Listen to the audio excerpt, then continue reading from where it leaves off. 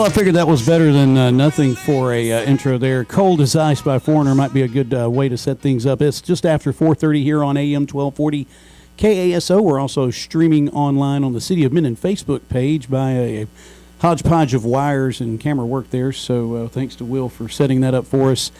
And I'm off screen, but the two guys that you're going to be listening to are on screen. That is Chief of Police Jared McGivern, of course, Mayor Nick Cox here in the City of Minden. These guys are providing us some updates, guys. How have things been going today?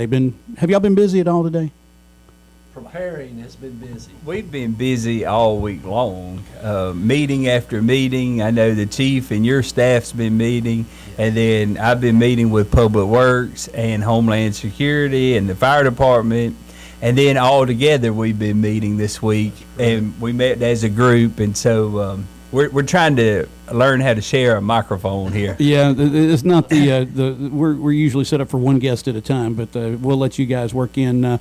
Chief, we'll kind of start with you. Obviously, one of the first things once all the weather starts hitting in, I guess sometime probably, really based on forecast I've seen, about midday tomorrow is probably when most of the stickiness will probably get started. Give or take, your results may vary, but I guess road conditions will be the main thing you guys will be watching for mostly, I'm sure. Well, absolutely. And, I was telling my son, my youngest son, just a couple days ago, I said, we got some snow coming Saturday. And he's like, Dad, is Santa coming? I was like, no, he's not. Santa Claus is not coming back. Already made his trip. Yeah. But no, we're prepared as we can be. I mean, I think we have, the mayor and I and all the other heads of departments, we've started early on, like he said, doing all the meetings and things. And our department we've tried to start, since 2023, we've really tried to start getting more all-wheel drive type vehicles, because it's hard to answer calls in, two-wheel drive. And so we have a lot of all-wheel drive police cars. We know all of our officers are told to be all hands on deck for the weekend. We've tried to get all the resources we could put into place, and I think we're prepared for the worst and hoping for the best is where we're at right now. And I guess the best rule of thumb for folks is once it starts icing up, if you don't have to get out, don't get out, right? We would appreciate that, because here's the thing. If, let's just say for worst case scenario, interstate, when interstate starts, icing up and we have to go out there and start working, accidents, cars in the ditch, it's hard when we have vehicles that, that'll be going off in the city and all different roads around the city. And I mean, so you're looking at just tons and tons of cars that could actually be off the road or accidents or what have you. And we want to minimize that. We want our people here in the city to please minimize that. I've heard people say, well, I like to get out and look. And, I'm a good driver. I can drive in the ice. Yeah, but the other person might not can drive in the ice. And exactly. So, that's the thing you got to be thinking about is whether it doesn't matter how good a driver you are, the other person may be struggling and, could cause you to have an accident. So, that's what we're asking folks to do is just once it starts, please, unless it's emergency, stay indoors. And of course, probably what will help with that a good bit is a good bit of the businesses, if not most of them, are going to shut down anyway. So that's going to limit folks. So really tonight and maybe first thing in the morning, if you got business to tend to, get it tended to quickly. Yes. I mean, get everything you can tonight, and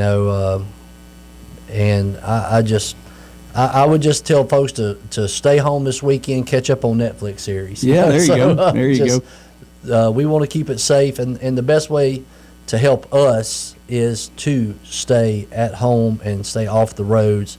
But I know kids are going to want to get out and play things, and that's fine. I'm just talking about when we're talking about vehicles getting on main roads, and we got a lot of roads with hills, and you start sliding and you accelerate as you start sliding, and it could be pretty bad. So, but all that being said, if there are emergencies, you guys are still a phone call away. Yes, we're always a phone call away. 911's up. You know, our IT guy there at the city that mayor has in place, you know, he's been checking up, making sure all phone lines will be working, and you know, working with our generators and all that if power goes down. So, you know, we have tried to really look at everything. We've played scenarios over in our minds at the police department, got with the officers, asked them, what do you need that you think to do your job effectively in case we have, you know, really bad roads, and you know, they've made their opinions known, and we've tried to do everything to give them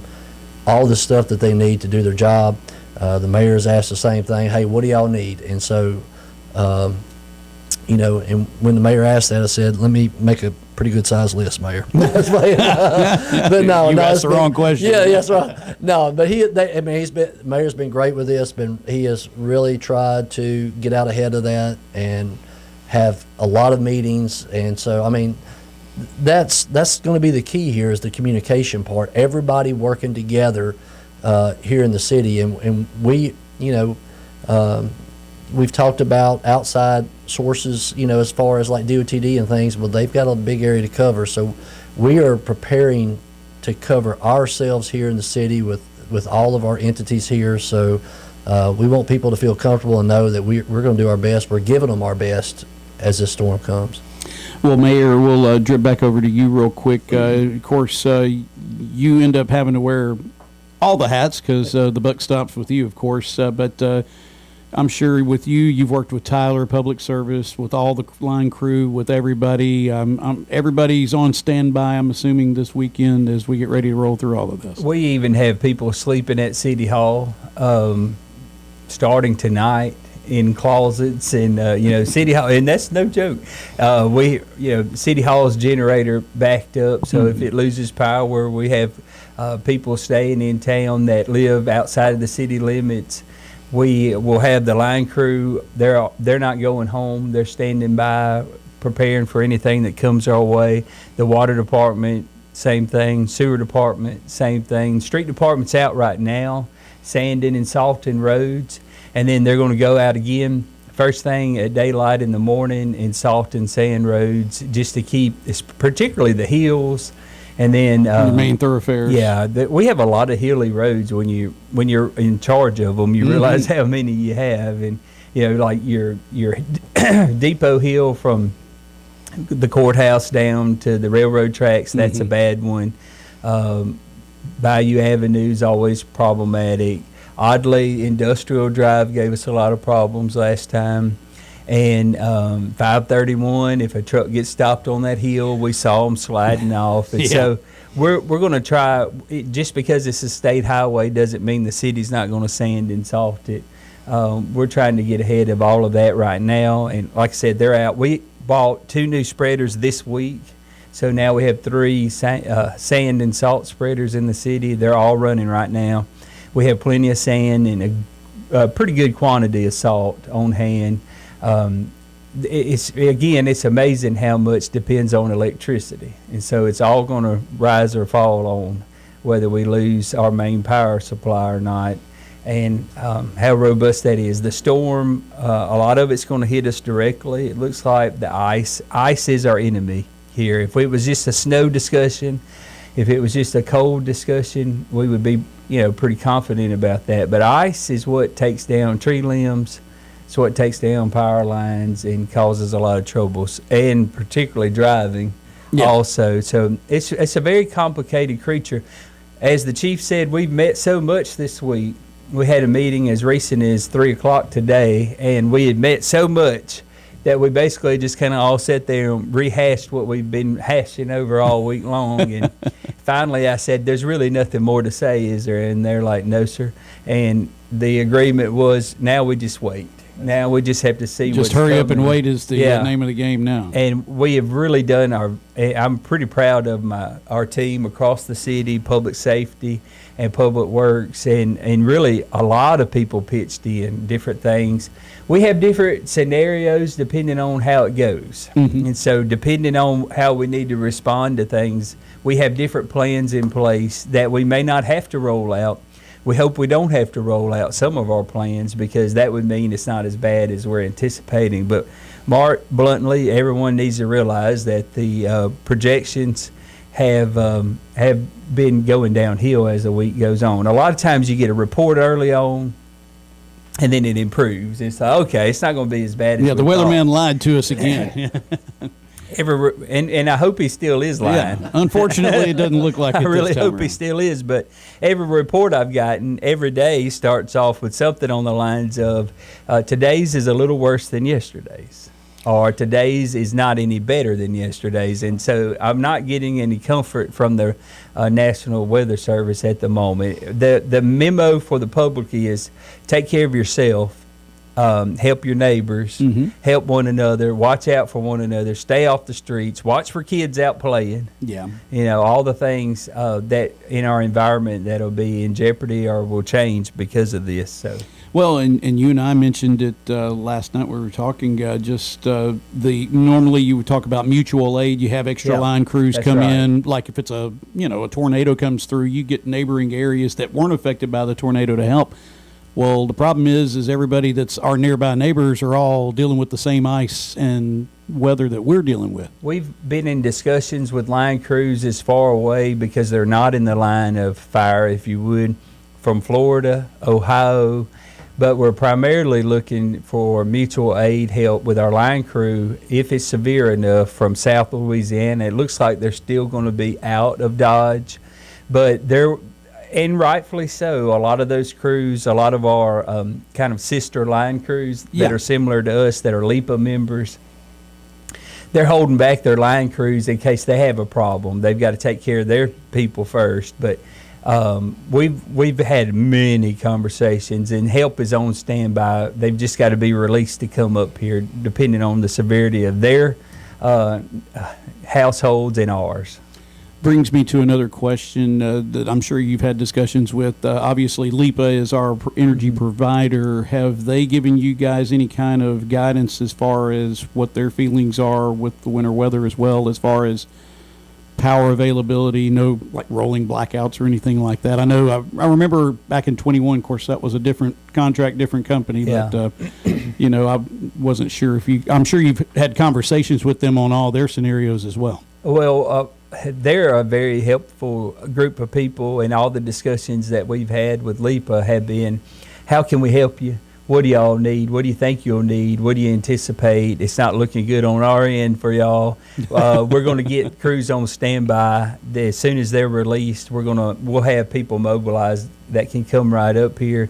Super helpful. No discussion about blackouts or anything like that. There's been zero talk of that. Okay. So I'm not worried about that. I am worried about power outages. Don't get the wrong idea. And it's going to happen. Somebody's think going so. to lose power. Yeah. But same thing as in any other power outage. Just call and report it, and they'll get there as soon as they can. And like the chief said, we've quite a bit of fortification has gone into our phone system to make sure calls can get through. Yeah.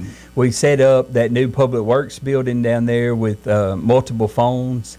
That way we can answer calls for reports for outages. But, we appreciate, we know y'all call for a reason, but at the same time, we're very much usually aware when you have a power outage, but we do want to have our phones on standby. Keep in mind, if the whole city goes out, everybody wants to call at one time, and it's we're incapable of answering every call. So if the line's busy, you know There's why. a good chance it's a citywide outage. Someone else is on the phone too. Yeah, exactly. But we, in our control center, we know if the whole city's out because sirens go off and alerts. There's no way No not doubt. to know. Yeah, so we're very aware if it's citywide.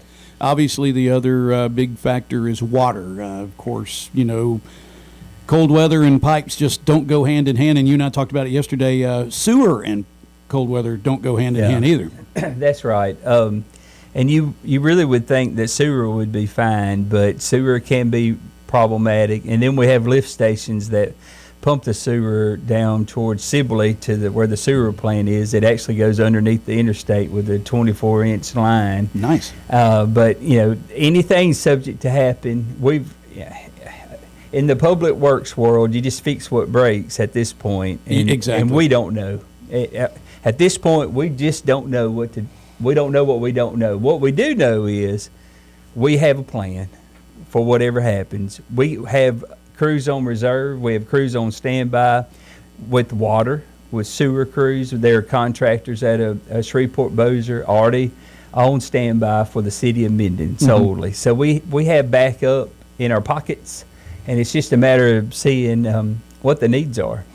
And of course, I'm assuming it'll be a lot like I refer back to 21. It's the most recent in my memory. Just make a phone call, and there will be somebody to help you get your water shut off if you have a major leak or something like that, to get the water shut off so you can get it repaired. That's right. Again, we don't know how bad travel conditions are going to be. So some of these, and we don't know how many scenarios we're going to have of shutoffs needed or whatever the case is. So everybody's going to have to really be a good neighbor, help one another out, and be patient, because the response time, if it's iced up everywhere, we may be on our way, but it may take us a minute. Yeah. So just kind of be aware of that loosely. In a lot of ways, or in every way, it's in God's hands. Yeah, I mean, there's only so much we can control. Right. You're right. So any other information you want to pass along before we close up shop? I know the chief probably has some more things, but something that I made a list. I won't go through it all, but it's kind of the governor was on the Weather Channel. Which if the governor of your state is on the Weather Channel, that's not a good sign, guys. But last night I was watching the Weather Channel, and there was Jeff Landry, and I said, "Oh boy!" And so he reminded us of the 4 P's, which is people, pets, pipes, and plants. And so I sat down earlier and kind of made a list of people. All right, help your neighbors. Think about the elderly, people that might not be able to help themselves. And if you can, lend a hand to them. Pets, obviously, if you can, bring them inside, get them some warmth, because we're getting down to like single digits, and not much is going to live through that. Pipes, wrap your pipes. That would be a great thing to do today. Get them all wrapped up, and if you have a sink in your house, leave the doors open just to kind of let them get some warmth.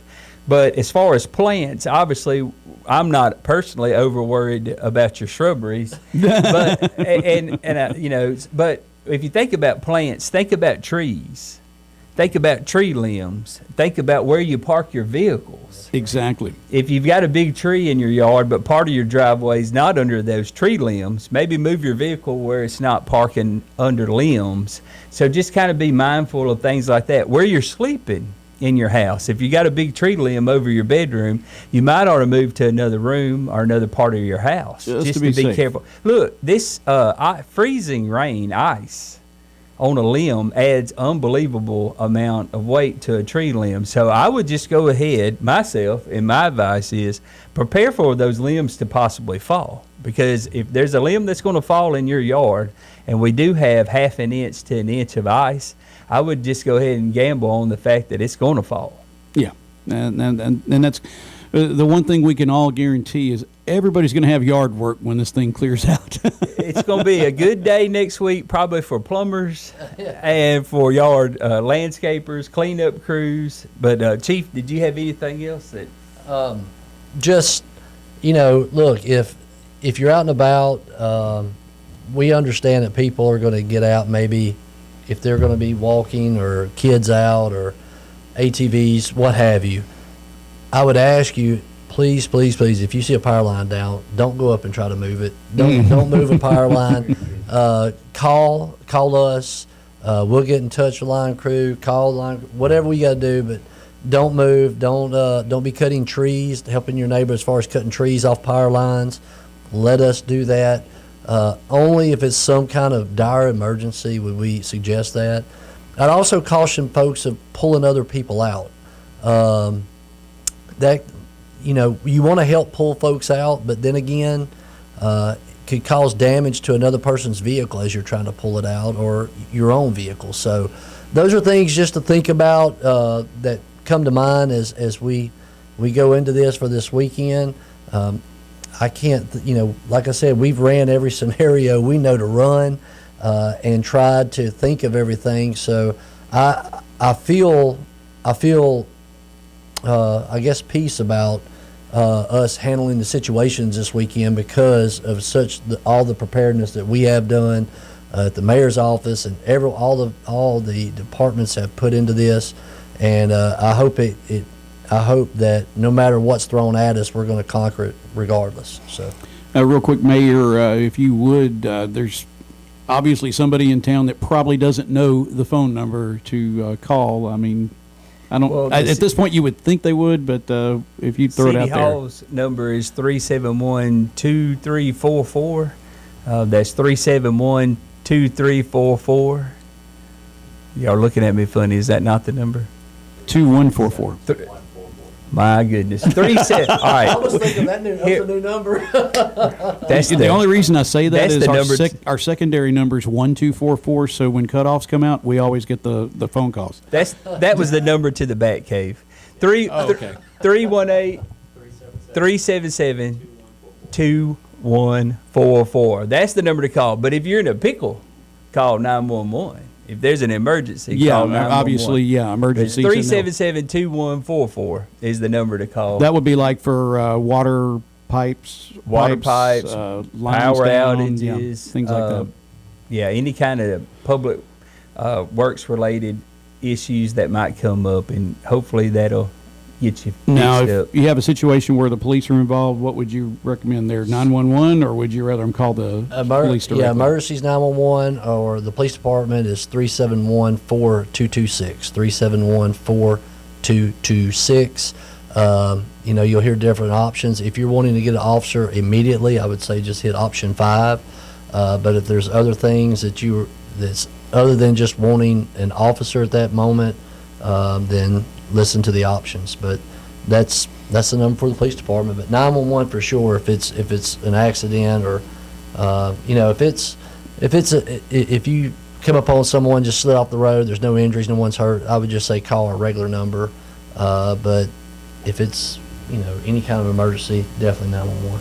Well, Mayor and Chief, we appreciate you guys coming by, and I'm sure we'll be in conversations throughout the weekend as things kind of, once everything hits, we'll have a better idea of where we really are. So at this point, it's just hurry up and wait. We just got to kind of see where we're at. But we appreciate you guys coming by, and again, we'll be in touch as the weekend unfolds. Thank you, Mark. We appreciate it. All right, and we appreciate them coming by. And again, keep it tuned here over the weekend. We'll continue to update as things go on. You're listening to AM 1240 KASO, and you've also been listening online on Facebook Live. And we'll